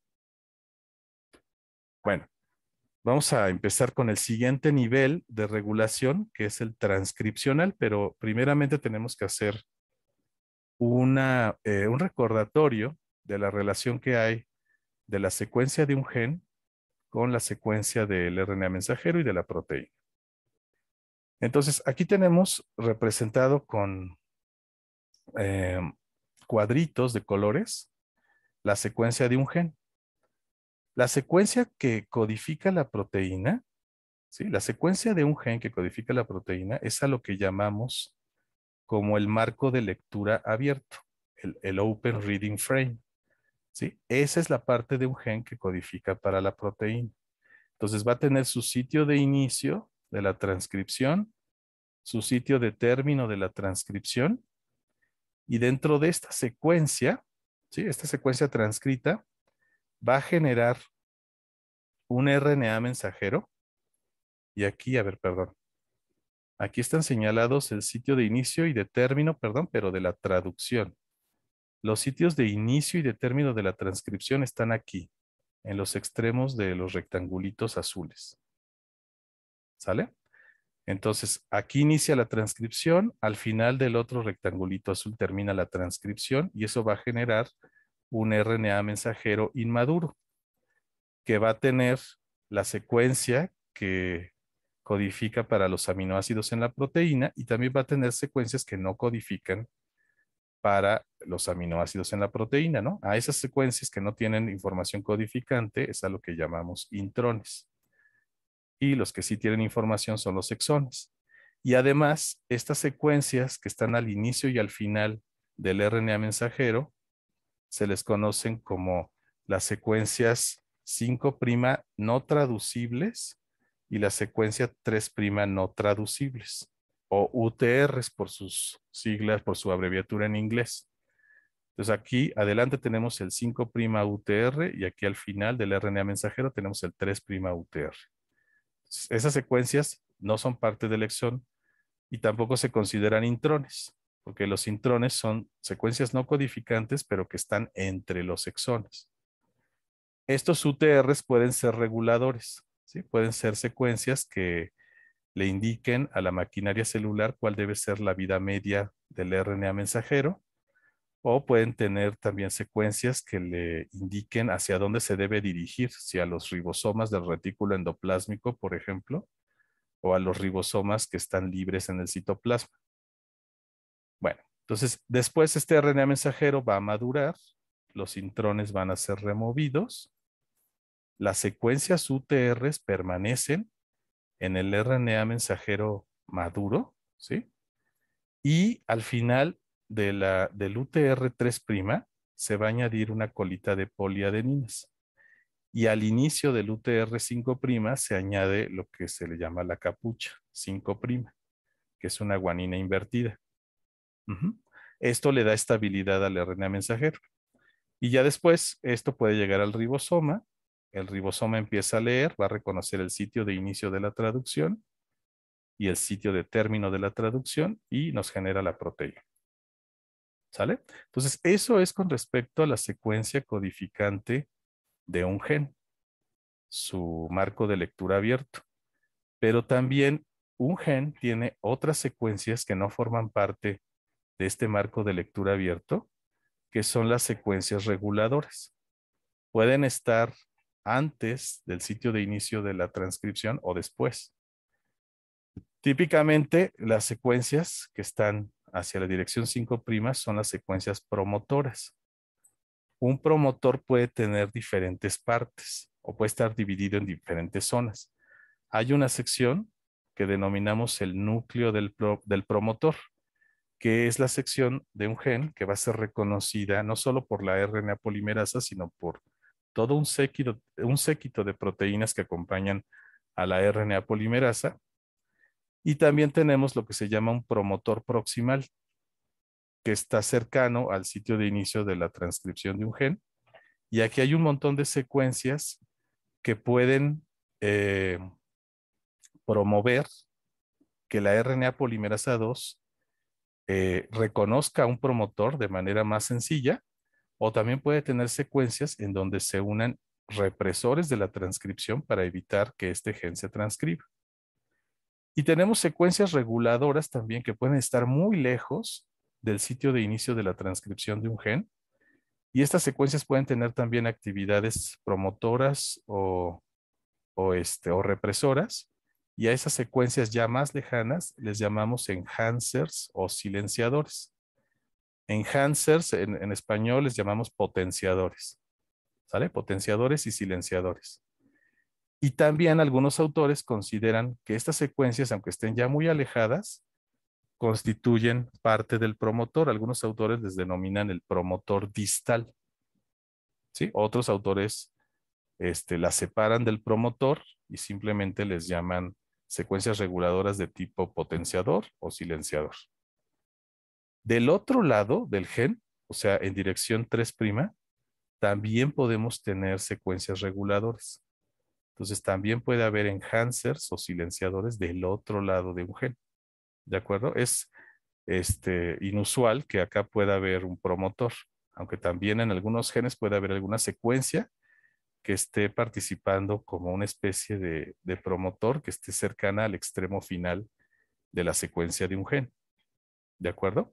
Y entonces, en este segundo nivel de regulación de la expresión génica, lo que vamos a estar analizando es precisamente la función de estas secuencias promotoras, las del núcleo del promotor, el promotor proximal y los enhancers y silenciadores, y las proteínas que se asocian a ellos.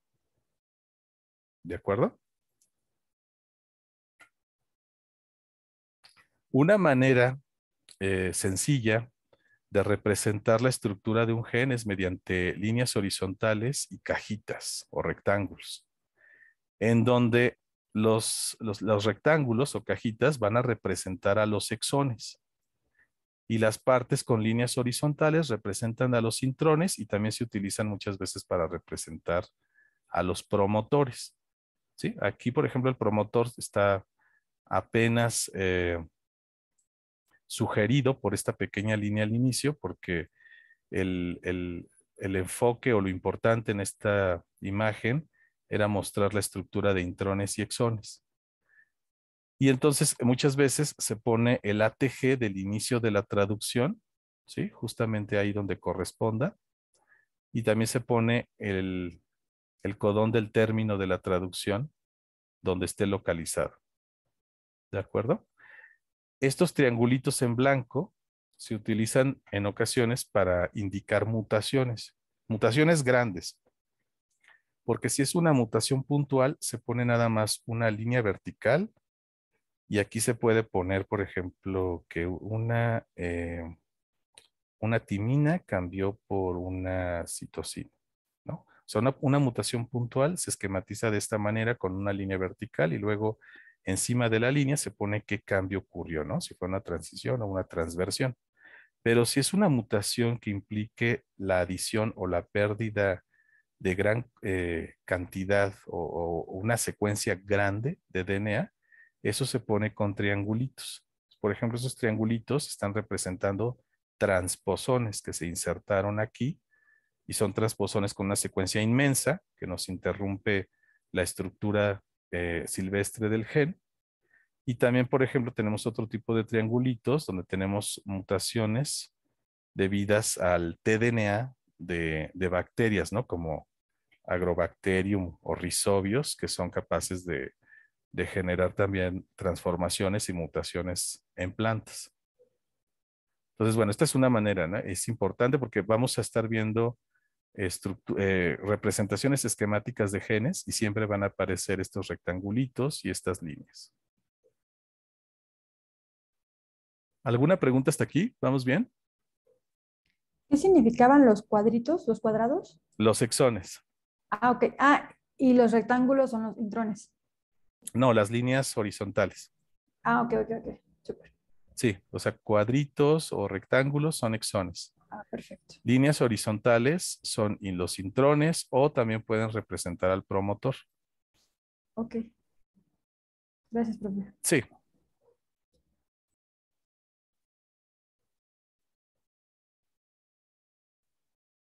Ok, bueno. Ahora, tenemos varias RNAs polimerasas en los eucariontes, pero es la RNA polimerasa 2 la que va a transcribir a los genes que codifican proteínas y también a los que codifican RNAs reguladores. ¿Sale? Entonces, la mayor parte de la expresión génica la lleva a cabo esta enzima, la RNA polimerasa 2. Y para llevar a cabo su función, va a requerir de los llamados elementos en cis y los factores en trans. Es muy fácil entender estos conceptos. Los elementos en cis se refiere a secuencias en el DNA que son reconocidos por proteínas. Y estas proteínas que son capaces de promover la transcripción o de inhibirla son a los que vamos a llamar factores en trans. ¿Sale? Entonces, factores en sí son secuencias de DNA y factores en trans son proteínas.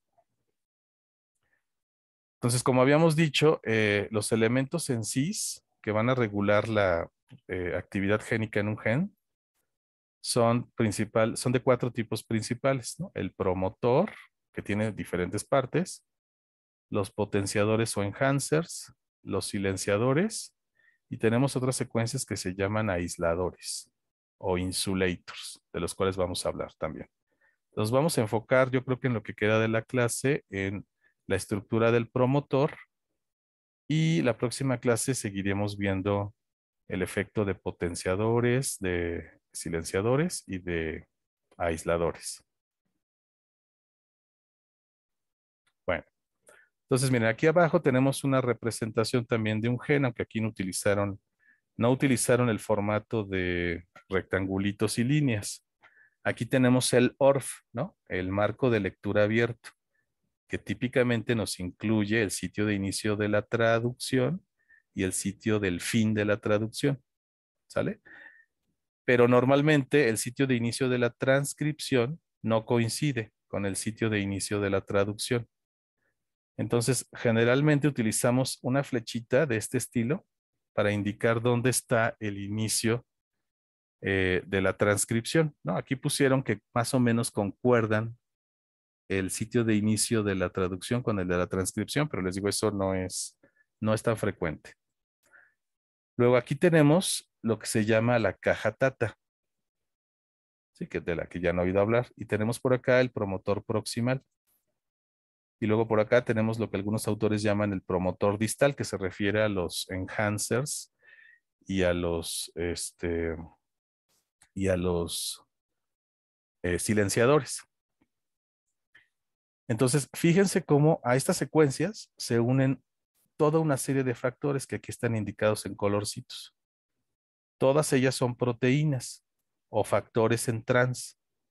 Y su función, si es activadora, va a ser promover que la RNA polimerasa y las proteínas que lo acompañen puedan asociarse con mayor afinidad a la caja Tata y al núcleo del promotor. Si son proteínas represoras de la transcripción, entonces le van a estorbar a la caja Tata y van a impedir que ésta se una a esta zona, ¿no? Del promotor proximal. Entonces, todas las secuencias de las que vamos a hablar ahorita constituyen factores en cis y prácticamente cualquier secuencia en cis es reconocida por uno o varios factores en trans. ¿Sale? Bueno, ¿qué es lo que ahí dice? Ok, entonces vamos a ir viendo parte por parte cómo está constituido un promotor.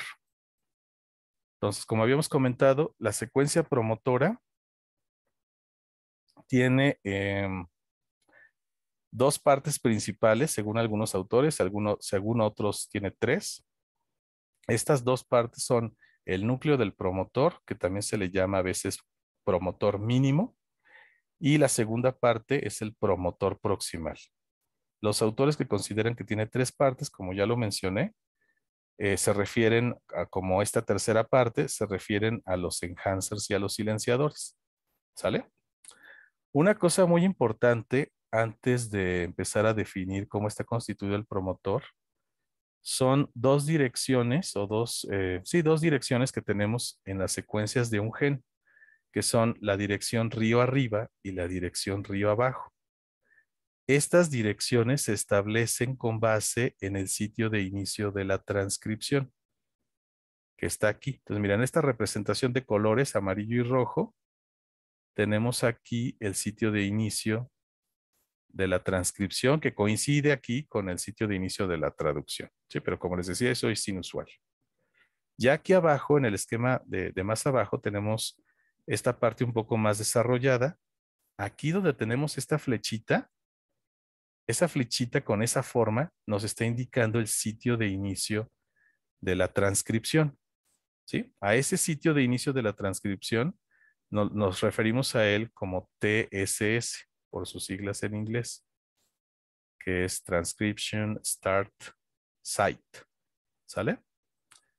Entonces, ese sitio se refiere al primer nucleótido que va a ser leído por la RNA polimerasa y a partir del cual va a poner el primer nucleótido del RNA mensajero. ¿Sí? Y a ese nucleótido, al primero en ser leído, se le va a dar una numeración de +1. Todos los otros nucleótidos que vaya leyendo la RNA polimerasa para ir sintetizando el RNA mensajero van a ir recibiendo números positivos. crecientes, ¿no? Entonces, obviamente, el segundo nucleótido va a ser el +2, luego +3 y así sucesivamente. Y a esa dirección, a los nucleótidos que están en esa dirección, o sea, en la dirección de lectura de la RNA polimerasa, se le llama río abajo del gen o la secuencia río abajo del gen. ¿De acuerdo? Luego, los nucleótidos que están antes del sitio de inicio de la transcripción y que no lee la RNA polimerasa, sí reconoce porque ahí se va a pegar, pero no los va a leer para sintetizar al RNA mensajero. A esos nucleótidos les vamos a poner números negativos, también crecientes, bueno, decrecientes en dirección de derecha a izquierda. Entonces, el nucleótido que está al ladito de este +1, ¿sí? Que es justo el anterior y que no leyó la RNA polimerasa, a ese le vamos a dar un valor de -1. Y al siguiente, siempre yendo de derecha a izquierda, -2. Y luego -3 y así. Y a esta dirección, hacia la izquierda, entre comillas, le vamos a llamar dirección río arriba. ¿Sale? Entonces, ¿está claro estas dos direcciones, río abajo y río arriba de un gen? Profe, ¿puedes repetirlo? ¿Lo puedo volver a repetir? Sí, claro. Es el punto de inicio para hacer esta distinción. Es el primer nucleótido que lee la RNA polimerasa para empezar a sintetizar el RNA mensajero. Entonces, ese primer nucleótido que lee y que utiliza para poner el primer nucleótido del RNA mensajero es el que va a recibir el número +1. No hay nucleótido 0, ¿eh? No es una recta numérica. Entonces, no, aquí no hay nucleótido 0. El anterior a este nucleótido, ¿sí? En dirección que es 3', porque en esa dirección lee la RNA polimerasa. El que está en dirección 3' de la hebra, bueno, de ambas hebras, ahí no importa realmente cuál hebra sea. El nucleótido que está antes de este nucleótido, que es el primero en ser leído, va a recibir el número -1, ¿sí? Entonces, esto marca la separación entre el río arriba y el río abajo. Los nucleótidos que lee la RNA polimerasa y que reciben los valores positivos, es a lo que le llamamos la región río abajo de un gen. Y va a tener estos números positivos. Y lo que no leyó la RNA polimerasa y queda antes del sitio de inicio de la transcripción, les vamos a dar números negativos, también crecientes, ¿no? -1 y luego -2 y -3, etcétera. Y a esta sección le vamos a llamar la sección o la secuencia río arriba de un gen. ¿Sí? ¿Ahora ya queda un poco más claro? Sí, profe. Gracias. De nada. Entonces, típicamente, el promotor está río arriba, ¿sí? Y la secuencia del promotor tiene valores negativos, porque están antes del sitio de inicio de la transcripción. ¿De acuerdo? Bueno, entonces, ya sabiendo esa distinción entre río arriba y río abajo y los números que reciben, podemos hablar del tipo de secuencias que están en lo que llamamos el núcleo del promotor, o también llamado promotor mínimo. Aquí vamos a tener, en animales sobre todo, 4 tipos de secuencias, bueno, 5. 5 tipos de secuencias importantes en ese llamado promotor mínimo. Algo importante que hay que notar es que el núcleo del promotor a veces, bueno, no a veces, frecuentemente se traslapa con el primer exón del gen, ¿sí? O sea, se va a traslapar la secuencia del promotor con la secuencia del primer exón del gen, porque en el primer exón tenemos frecuentemente también secuencias de lo que llamamos el núcleo del promotor. Entonces, a ver, ahorita les va a quedar más claro. Entonces, ese núcleo del promotor va a tener secuencias como la caja Tata, la famosísima caja Tata de la que han hablado o han escuchado en muchas clases, pero no es la única secuencia. Tenemos flanqueando la caja Tata otra secuencia reguladora del núcleo del promotor que se llama la secuencia BRE, que su nombre viene de Déjame acordar. Y aquí tenía lo de río arriba y río abajo.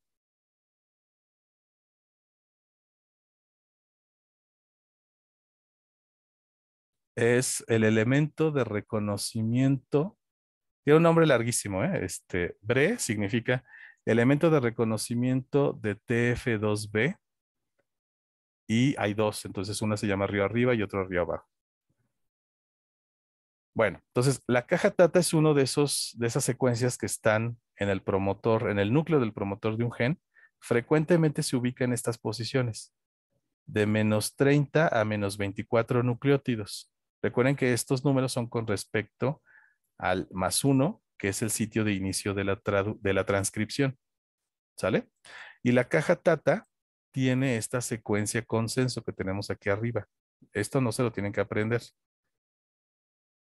Entonces, como su nombre dice, tiene una T, una timina, una adenina, luego otra timina y otra adenina conservadas. De ahí viene el término Tata. Pero no solo tiene esos 4 nucleótidos.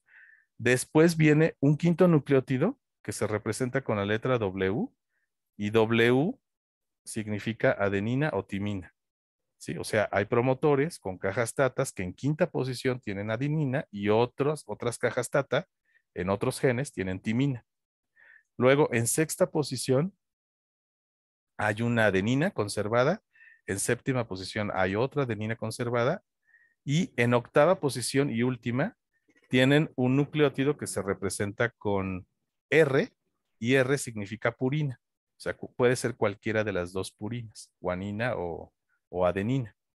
¿Sale? Entonces, a esto le llamamos la secuencia consenso de la caja Tata y se representa de esta manera porque tiene mucha variación en los diferentes organismos. ¿De acuerdo? Bueno, entonces esa es una, ¿no? Y es tal vez la más conocida de todas. La otra secuencia o secuencias, porque son dos, son este elemento o caja BRE que flanquean a la caja Tata. Una parte de este elemento BRE está entre -38 y -32 nucleótidos y la otra parte está entre -23 y -17. Y también tienen sus secuencias consenso, ¿no? Que son estas dos que tenemos señaladas arriba. Tampoco se las tiene que aprender, obviamente. Aquí, por ejemplo, S representa una guanina o citosina. R, como ya dijimos, representa alguna de las dos purinas. Luego hay una citosina conservada, una guanina conservada y otras dos citosinas conservadas. Y la otra secuencia, que también flanquea la caja Tata de este elemento BRE, tiene una R, puede ser cualquier purina, como ya dijimos. Luego viene una timina que está conservada. Luego en D, quiere decir que puede haber guanina, adenina o timina. O sea, casi cualquier base, ¿no? Menos citosina. O sea, todas menos citosina puede haber en la tercera posición. Y luego tiene 4 nucleótidos que se representan con K. K quiere decir guanina o timina. Entonces puede ser cualquiera de ellas en el resto de posiciones. ¿Sale? Luego, la tercera secuencia del núcleo del promotor es la secuencia que denominamos iniciador o INR. Esta secuencia ya se empieza a traslapar con el primer exón o con el UTR 5' y está entre -2 y -4 nucleótidos. El elemento iniciador tiene también estas, o sea, cada una tiene sus secuencias consenso, ¿no? No tiene caso irlas viendo una por una. Luego, otra secuencia importante, en cuarto lugar pondría a esta secuencia DPE, que significa elemento promotor río abajo. Tiene también su secuencia consenso. Y fíjense, esta secuencia está entre entre +28 y +33 nucleótidos. O sea, ya está en la zona codificante del gen. Al igual que otro elemento que a veces también está presente en los genes de los animales, que se llama elemento del motivo 10 o MTE, que tiene también su secuencia consenso y está también aquí en la región ya codificante, entre +18 y +27. Bueno, ¿por qué es importante todo esto? Estas 5 secuencias, y a veces hay más, o sea, aquí tenemos 5 de las más representativas, pero hay muchas otras, o sea, hay una gran variedad de secuencias reguladoras en los núcleos de los promotores. Y contrariamente a lo que nos podría decir el sentido común, no todas tienen caja TATA, ¿sí? Hay genes que no tienen caja TATA, pero tienen otras secuencias que van a ayudar a que la RNA polimerasa reconozca el inicio, o sea, el promotor, el núcleo del promotor y por lo tanto, dónde inicia la transcripción de un gen. ¿Sale? Ahora, en cuanto a los tipos de genes por su transcripción, podemos tener dos tipos de, bueno, más que de genes, de promotores. O sea, podemos tener dos o, bueno, tres tipos de promotores distintos, dependiendo de si el sitio de inicio de la transcripción está fijo o es variable. Entonces, lo más común y lo que frecuentemente escuchamos es que un gen tiene su sitio de inicio de la transcripción y este sitio no cambia, ¿no? Siempre es el mismo. A este tipo de promotores les llamamos promotores enfocados. Pero hay genes que no tienen un sitio de inicio de la transcripción definido. Pueden tener varios o tienen sitios de inicio de la transcripción alternativos. A esos genes les llamamos genes con promotor disperso. ¿Sí? Eso frecuentemente no tiene consecuencias en la secuencia de la proteína, ¿no? Porque aunque el inicio del RNA mensajero es muy variable, puede tener diferentes longitudes, recuerden que en la zona codificante, en la secuencia codificante del gen, tenemos uno y solo un sitio de inicio de la traducción. Entonces, aunque tenga un promotor disperso con varios sitios posibles del inicio de la transcripción, el RNA mensajero va a seguir teniendo solo un sitio de inicio de la traducción, entonces no va a afectar eso en la proteína. ¿De acuerdo? Y también podemos tener un tercer tipo de promotores que son una mezcla de estos dos, o sea, pueden tener un sitio de inicio de la transcripción principal, que es el que se usa con más frecuencia, pero también pueden tener otros sitios de inicio de la transcripción, que se usan menos, pero que están presentes. Y a esos les llamamos promotores mixtos. ¿Sale?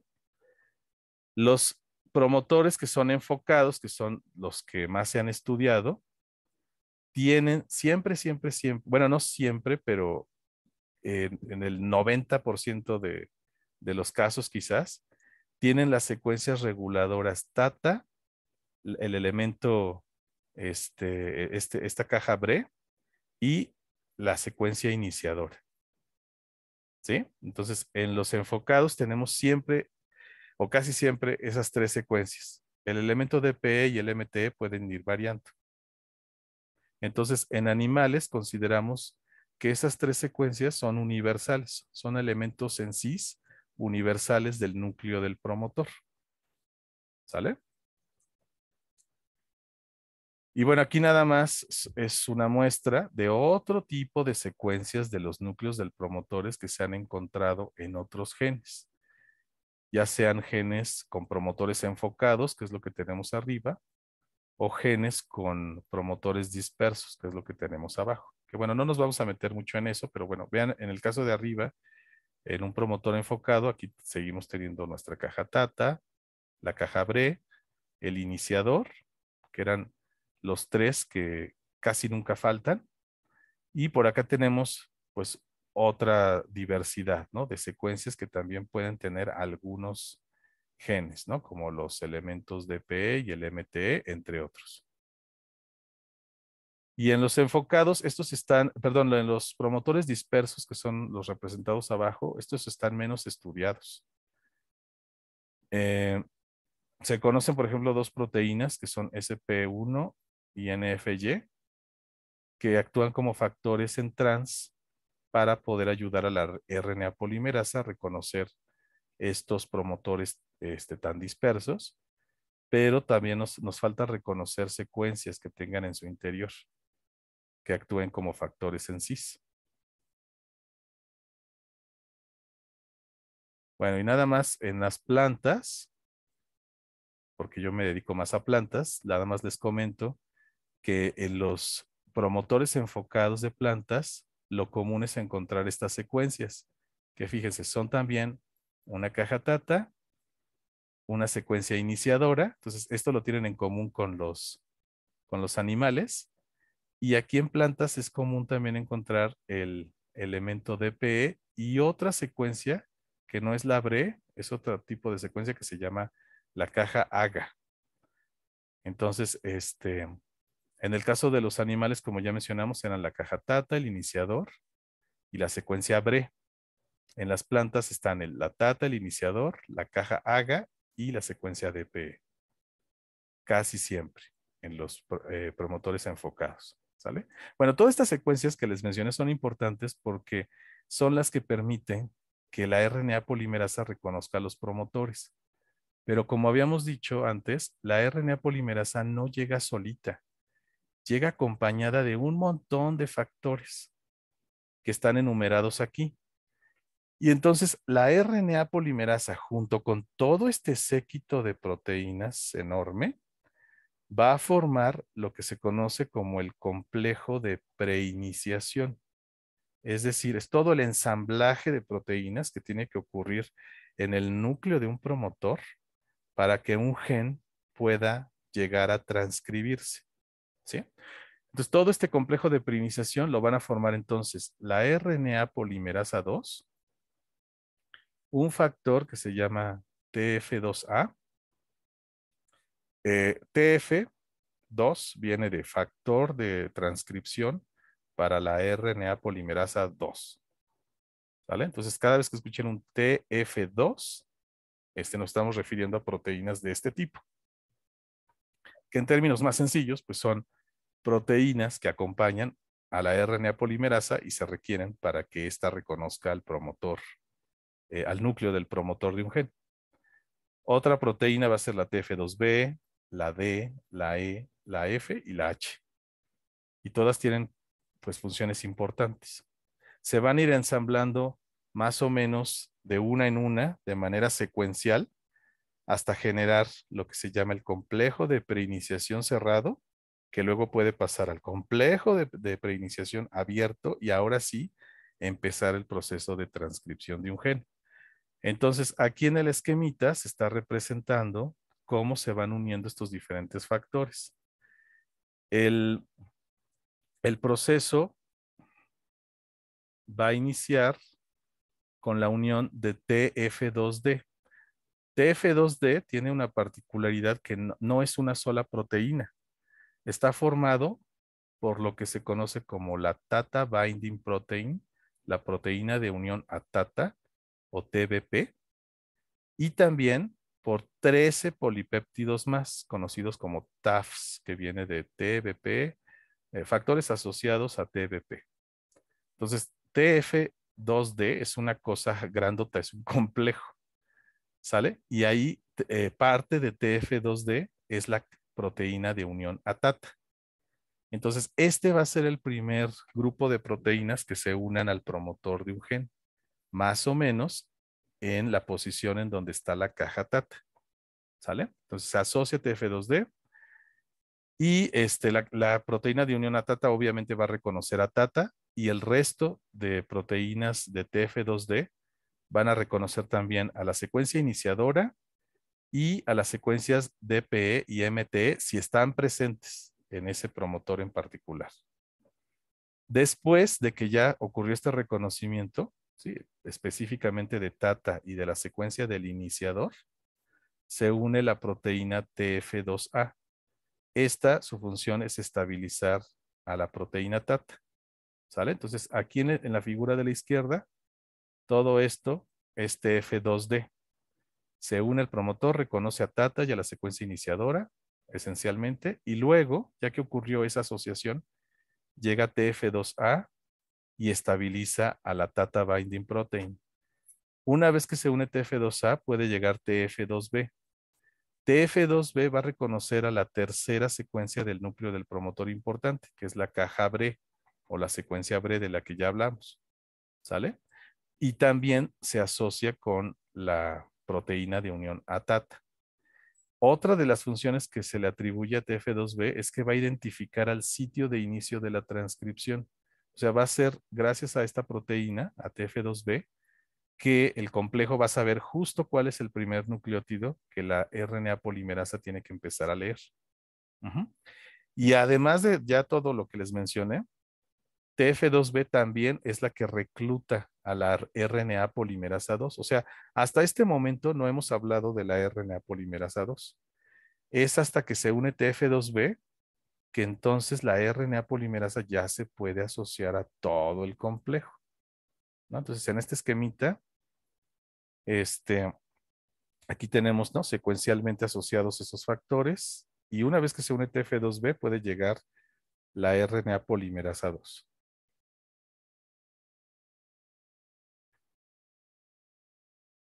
Entonces llega la RNA polimerasa 2, en nuestro esquema es la parte en azul marino que estamos observando.